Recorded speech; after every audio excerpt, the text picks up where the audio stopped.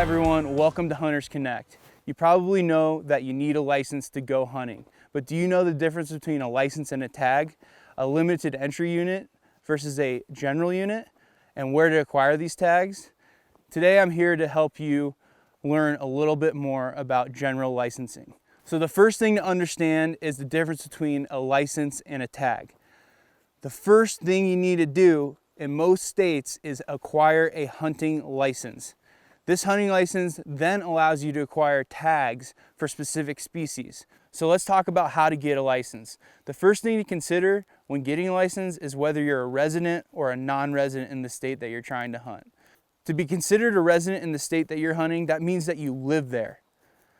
You have to spend X amount of days in that state, and generally speaking, that license is going to be easier to get, it's going to be cheaper, and you're going to have a little bit more opportunity in some states than non-residents. Now let's say you're from Ohio and you want to go hunt whitetails in Illinois.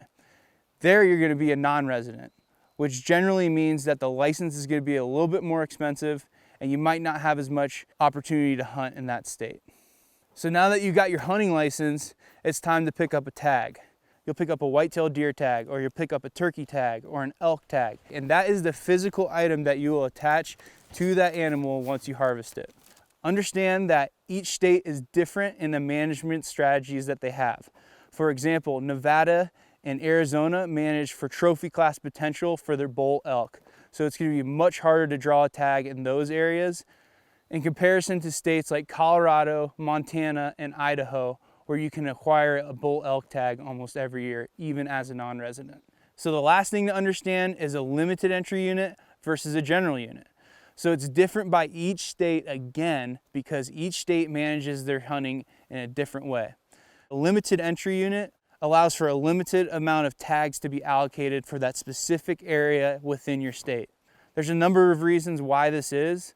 Sometimes there's not a lot of animals in this area, and sometimes they're trying to manage for older age class. On the other side of that, there's general units. And general units are just like they sound. They're usually easy to acquire, and you're able to hunt a bunch of different units with that one tag. So you might be able to hunt southwest Montana and some of the middle part of Montana. However, you cannot use that general tag in limited entry units. If you do that, you're going to be in trouble. So you're probably wondering, how do I apply for these licenses and tags?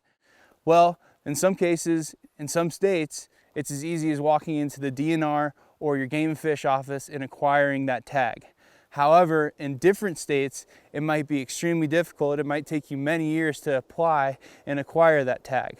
For example, in Arizona, if you want to go hunt archery elk, or any elk for that matter, it's going to take you many years of acquiring points and applying to get that tag.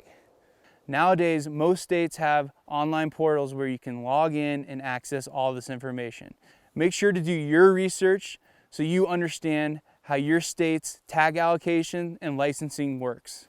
Hopefully you now know the difference between licenses and tags, general units versus limited entry units, and where you can hunt with the specific tag that you have. Be sure to come back for more videos on how to get started hunting, and thanks for watching.